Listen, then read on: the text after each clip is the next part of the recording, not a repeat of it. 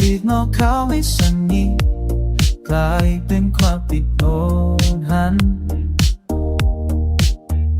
ไม่ใช่รองเท้าที่วางผิดไม่ใช่หมดที่ปิดไม่ลงแต่มันคืออะไรบางอย่างที่เก็บไว้ไม่แค่พูดตรง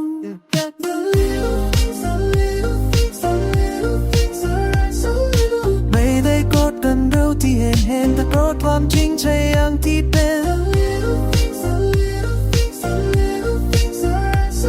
ต้องพูดที่รักสู่ความเอาละผู้ที่ร้องขอความกระใจที่ไม่กล้าพูดตรงๆเวลาคนที่รอรับพูดติ้งเฉยใสเรื่องเดิมเร็วกา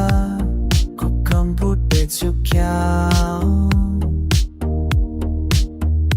ไม่ใช่รองเท้าที่วางผิด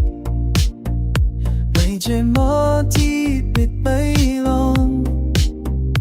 แต่มันคืออะไรบางอย่าง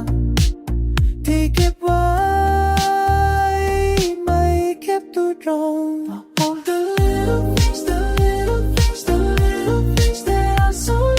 ไม่ได้กดดันเรื่องที่เห็นแต่พูดความจริงชื่อยามที่เป็นต้องพูดที่ดังสู่ความเอาละที่ใช่โยกพอความพาใช้ไม่กล้าพูดตรงเขา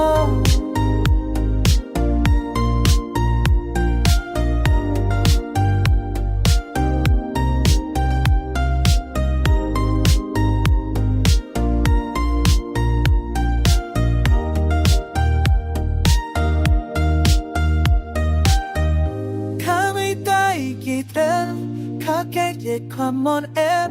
เลือกพูดแต่รู้เล่นพอเราได้มันอยากแก้พูดไปแต่ที่จะยอมรับว่าภัยก็ต้องแค่ความรู้สึกทีละคำทีละคำ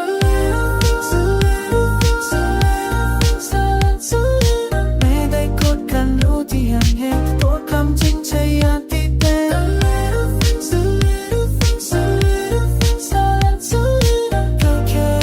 ความมาแต่สิ่งโลกาโลกาฉันที่เป็นฉันรอไม่ได้กดกันรู้ที่เห็นอีกแต่กดความจริงใจอย่างที่เป็น